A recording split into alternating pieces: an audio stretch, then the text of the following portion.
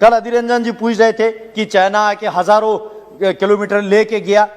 ये सच बता रहे हैं सर, चाइना आके हजारों किलोमीटर लेके गया। मैं डेटा के साथ बताऊं, अक्साई चीन 27,250 किलोमीटर 1962 में कांग्रेस के टाइम पे लेके गया।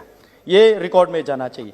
त्यापंगनाक छबजी वैली जो कोरजोक से 250 किलोमीटर चुमुर एरिया में 208 तक यूपीए सरकार के टाइम पे ले गया। अधीर रंजन जी सच बता रहे हैं। जोरावर फोर्ट जो धिमजोक में थे उसको तोड़ के चाइना के पीएलए ने 2008 तक वहां पे ऑब्जर्विंग पॉइंट बना दिया। 2012 तक ये कांग्रेस के टाइम पे हुआ। उसी तरह धूमचले जो एंशिएंट ट्रेड पॉइंट है 2008 से 9 तक वो भी ले गया। तब सरकार में कौन थे? कांग्रेस थे। लेकिन आज मैं मोदी जी को धन्यवाद देना चाहता हूं जो देश की सुरक्षा केवल प्रधान सेवक ही नहीं बल्कि प्रधान रक्षक बन के जो है देश के सीमा को इतने मजबूत करके 10-20 गुना इंडियन आर्मी उधर तैनात करके देश के सीमा को इतना मजबूत किया। इसलिए मैं बताना चाहता हूं सर, आजादी के कभी शाम नहीं होने देंगे, शहीदों की कुर्बानी बदनाम नहीं होने देंगे। बची हो जो एक बूंद भी लहू की तब तक भारत माता का अंचल कांग्रेस की तरह नीलाम होने नहीं देंगे। सर आर्टिकल 370 पे मैं थोड़ा सा बोलना चाहूंगा क्योंकि सदन में डॉक्टर फारूक अब्दुल्ला साहब ने बड़ा अच्छा इमोशनल स्पीच दिया और उन इशारे में यह बता दिया कि ये सरकार जो है मुस्लिम विरोधी है, ये जो है धर्मनिरपेक्ष करते हैं। लेकिन मैं बताना चाहता हूं सदन में सर, जब फारूक अब्दुल्ला साहब के सरकार वहां पे थे 370 वो लोग एंजॉय कर रहे थे। गुज्जर बकरवाल समुदाय जो गुज्जर बकरवाल समाज जो है 100% मुस्लिम है सर, कभी ऊपर उबारने नहीं दिया। लेकिन यह सरकार ने 370 हटने के बाद कल डीडीसी इलेक्शन चुनाव किया। गुज्जर बकरवाल को पॉलिटिकल रिजर्वेशन देके उस मुस्लिम समाज को जो पिछड़े थे दबे थे उसको उठाने का काम जो है इस सरकार ने किया। यह मैं रिकॉर्ड में लाना चाहता हूं सर।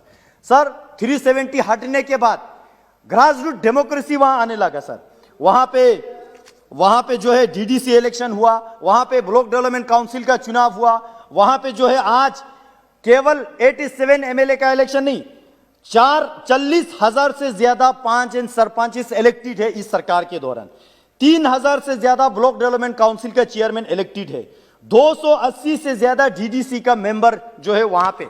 और इतना जितना भी चुनाव हुआ उसमें एक बंदूक नहीं चले, एक चिड़िया के जान तक नहीं गया।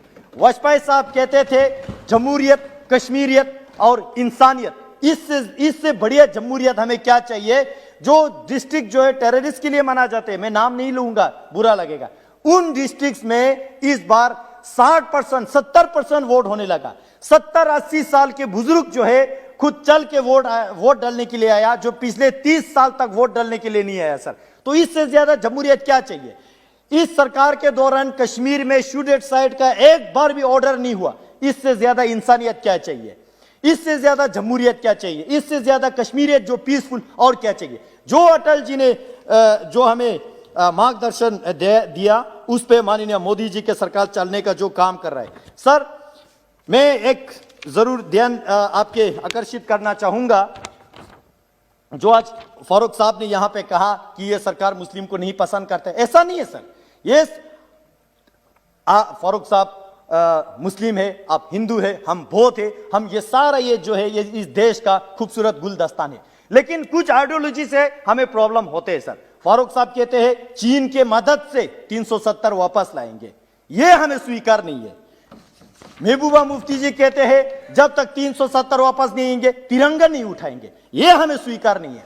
कारगिल में कांग्रेस का काउंसलर कहते हैं आधा लद्दाख यानी लेह डिस्ट्रिक्ट कांग्रेस चाइना को दे देना चाहिए, ये हमें स्वीकार नहीं है। ऐसा विचारधारा जो है हमें स्वीकार नहीं है। इसलिए जो है ऐसे विचारधाराओं के साथ हम अंतर करते हैं। अन्यथा देश के मुसलमान के साथ, देश के क्रिश्चियन के साथ, देश में जितने भी लोग रहते हैं किसी के साथ हमें प्रॉब्लम नहीं है। इस देश का नारा है सबका साथ, सबका विकास और सबका विश्वास। आपने मुझे समय दिया बोलने के लिए, तो और भी बहुत सारे हैं जो anti corruption bureau Jammu Kashmir में लगा के, रोशनी एक्ट में जमीन घोटाला कितना हुआ, क्रिकेट में कितना घोटाला हुआ, वो सारा धीरे धीरे बाहर आ रहा है सर। कस्टोडियन और इवैक्यू प्रॉपर्टी एक्ट खत्म करने की जरूरत है। मैं आपके माध्यम से सरकार के ध्यान आकर्षित करना चाहूंगा। बहुत बहुत धन्यवाद सर। कहने के लिए तो बहुत कुछ है लेकिन समय के कमी, आपने मुझे बहुत समय दिया। बहुत बहुत धन्यवाद जी।